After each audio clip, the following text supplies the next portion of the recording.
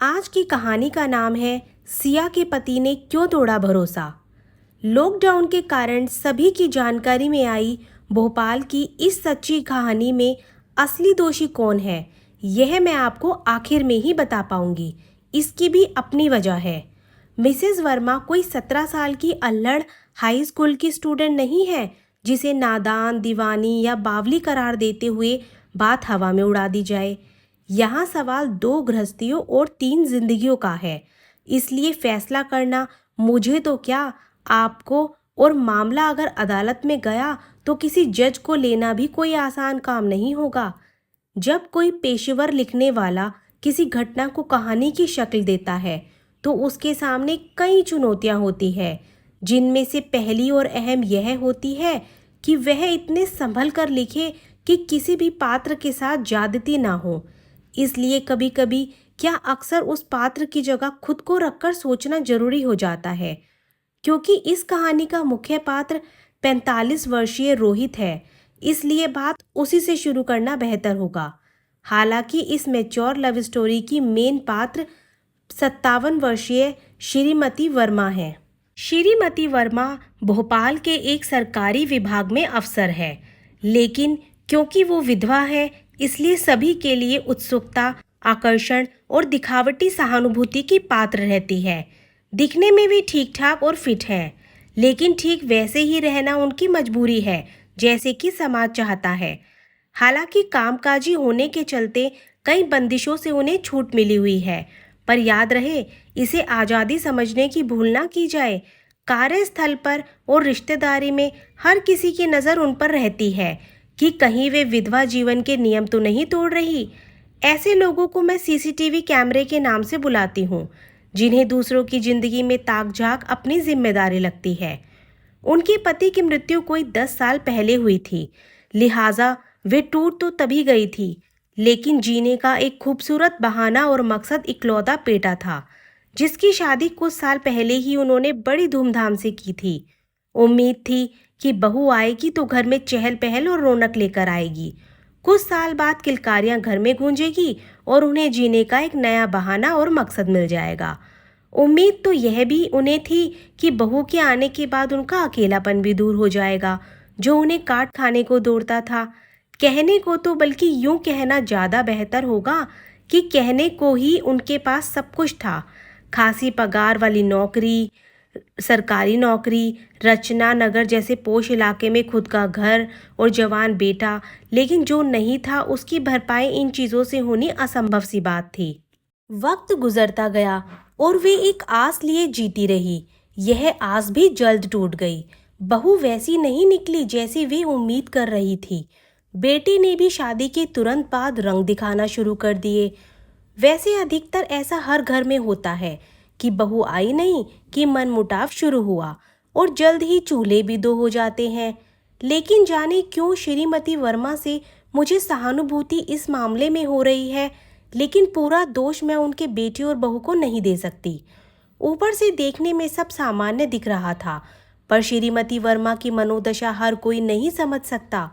जो 10 साल की अपनी सूनी और बेरंग जिंदगी का सिला बेटे बहू से चाह रही थी, अब लोग असमंजस में थे कि 3 मई को लॉकडाउन हटेगा या फिर और आगे बढ़ा दिया जाएगा। बात सच भी है कि कोरोना के खतरे को गंभीरता से समझने वाले भी लॉकडाउन से परेशान हो गए थे, खास तौर से वे लोग जो अकेले हैं। लेकिन उनसे भी ज़्यादा वे लोग परेशानी और तनाव महसूस कर रहे थे जो घर में औरों के होते हुए भी तन्हा थे, जैसे कि श्रीमती वर्मा। श्रीमती वर्मा अपने सहकर्मी रोहित से प्यार करने लगी थी, जो उम्र में उनसे 2-4 नहीं बल्कि 12 साल छोटा था, और बात तो यह है कि शादीशुदा था। रोहित की पत्नी का नाम सिया था। ईमानदारी से कहूँ तो मुझे वाकई में नहीं मालूम कि रोहित और सिया के बाल बच्चे हैं या नहीं, लेकिन इतना जरूर मैं गारंटी से कह सकती हूँ कि शादी के 14 साल बाद भी दोनों में अच्छी ट्यूनिंग थी। ये लोग भी भोपाल के दूसरे पॉश इलाके चूना भट्टी में रहते हैं। लॉकडाउन के दौरान सरकारी दफ्तर भी बंद हैं, इसलिए श्रीमती वर्मा और रोहित एक दूसरे से मिल नहीं पा रहे थे। चूना भट्टी और रचना नगर के बीच की दूरी कोई 8 किलोमीटर है। रास्ते में जगह जगह पुलिस की नाकाबंदी है, जिससे इज्जतदार लोग ज़्यादा डरते हैं और बेवजह घरों से बाहर नहीं निकल रहे। इससे फ़ायदा यह है कि वे खुद को कोरोना के संक्रमण से बचाए हुए हैं। नुकसान यह है कि प्रेमी प्रेमिकाएं एक दूसरे से मिल नहीं पा रहे। जुदाई का यह वक्त उन पति पत्नियों पर भी भारी पड़ रहा है जो एक दूसरे से दूर या तो अलग फंस गए हैं। जिन्हें सहूलियत है वे तो वीडियो कॉल के जरिए एक दूसरे को देखकर दिल का हाल बयां कर पा रहे हैं, लेकिन शायद श्रीमती वर्मा और रोहित को यह सहूलियत नहीं थी, और थी भी तो बहुत सीमित रही होगी क्योंकि सिया घर में थी। श्रीमती वर्मा तो अपने बेडरूम से वीडियो कॉल कर भी सकती थी, लेकिन रोहित यह रिस्क नहीं ले सकता था। जिस प्यार या अफेयर पर 10 साल से पर्दा पड़ा था और जो चोरी चोरी चुपके चुपके परवान चढ़ चुका था, वह पर्दा अगर जरा सी बेसब्री से उठ जाता तो लेने के देने पड़ जाते, लेकिन ना करते ऐसा हो ही गया। 30 अप्रैल की सुबह श्रीमती वर्मा रोहित के घर पहुंच ही गई। कहने को तो अब कहानी में कुछ खास नहीं रह गया है, लेकिन मेरी नज़र में कहानी शुरू ही अब होती है। सिया किचन से चाय बनाकर निकली तो उसने देखा कि रोहित एक महिला से पूरे अपनेपन से बतिया रहा है, तो उसका माथा ठनक उठा। खुद पर काबू रखते उसने इस बात को जानना चाहा, तो सच सुनकर उसके तोते उड़ गए। श्रीमती वर्मा ने पूरी दिलेरी से कहा कि वे और रोहित एक दूसरे से प्यार करते हैं और लॉकडाउन की जुदाई उनसे बर्दाश्त नहीं हो रही थी, इसलिए वे रोहित से मिलने चली आई। इतना सुनना भर था कि सिया का पारा 7वें आसमान पर जा पहुंचा। उसने सवालिया निगाहों से रोहित की तरफ देखा तो माजरा झट से उसकी समझ में आ गया। चोर निगाहों से इधर उधर देखते रोहित की हिम्मत पत्नी से निगाहें मिलाकर बात करने की नहीं पड़ी। सिया की हालत काटो तो खून नहीं जैसी थी, लिहाजा वह आपा खोते ही फट पड़ी। जब एक पत्नी का भरोसा आंखों के सामने पति पर से उठता है तो उसकी हालत क्या होती होगी, यह सहज समझा जा सकता है। अब ड्राइंग रूम में तीनों मौजूद थे। खामोशी से शुरू हुई बात जल्द ही कलह और तू मैमे में बदल गई। रोहित बेचारा बना प्रेमिका और पत्नी के बीच अपराधियों की तरह खड़ा था। उसके चेहरे से नकाब उतर चुका था। कहते हैं सोच तो पुतले या मिट्टी की भी नहीं सुहाती, फिर यहाँ तो सिया के सामने साक्षात श्रीमती वर्मा खड़ी थी, जिनके चेहरे या बातों में कोई गिल्ट नहीं था। उल्टे हद तो तब पार हो गई जब बात बढ़ते देख उन्होंने सिया से यह कहा कि चाहो तो मेरी सारी जायदाद ले लो, लेकिन मेरा रोहित मुझे दे दो, मुझे उसके साथ रह लेने दो। पानी अब सर से ऊपर बहने लगा था, इसलिए सिया ने चिल्लाना शुरू कर दिया।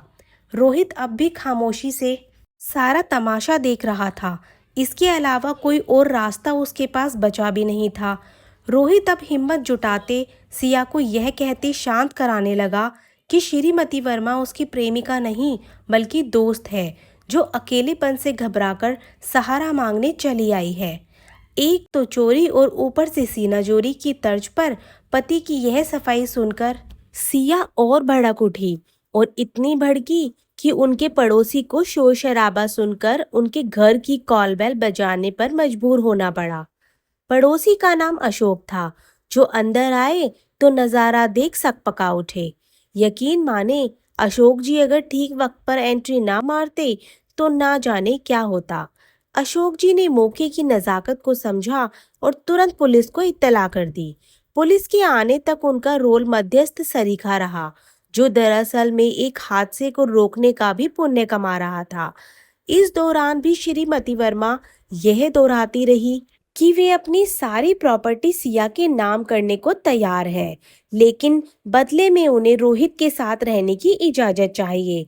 लेकिन क्योंकि सिया पति बेचने को तैयार नहीं थी, खैर पुलिस आई और सारा मामला सुनने समझने के बाद हैरान रह गई। मुमकिन है लॉकडाउन के झंझटों के बीच कुछ पुलिस वालों को इस अनूठी प्रेम कहानी पर हंसी भी आई हो, लेकिन उसे उन्होंने दबा लिया हो। बात अब घर की दहलीज लांघकर परिवार परामर्श केंद्र तक जा पहुंची, जिसकी काउंसलर सरिता राजानी ने वीडियो कॉन्फ्रेंसिंग के जरिए विवाद सुलझाने की कोशिश की। बात श्रीमती वर्मा के बेटे बहू से भी की गई, लेकिन कोई समाधान नहीं निकला। श्रीमती वर्मा अंगद के पैर की तरह अपने प्रेमी के घर जम गई। यह सिया के लिए नई मुसीबत थी। सरिता राजानी को जो समझ आया वह इतना ही था कि श्रीमती वर्मा बेटे बहू की अनदेखी के चलते लॉकडाउन के अकेलेपन से घबराकर रोहित के घर आ गई थी। इधर सिया का कहना यह था कि शादी के 14 साल बाद रोहित ने उसे धोखा दिया है, जिसके लिए वे कभी उसे माफ नहीं करेंगी। रोहित के पास बोलने को कुछ खास था नहीं, उसकी चुप्पी ही उसका कन्फेशन थी। दिन भर एक दिलचस्प काउंसलिंग वीडियो कॉन्फ्रेंसिंग के जरिए चली, जिसका सुखद नतीजा यह निकला कि श्रीमती वर्मा अपने घर वापस चली गई। लेकिन कहानी अभी बाकी है दोस्तों।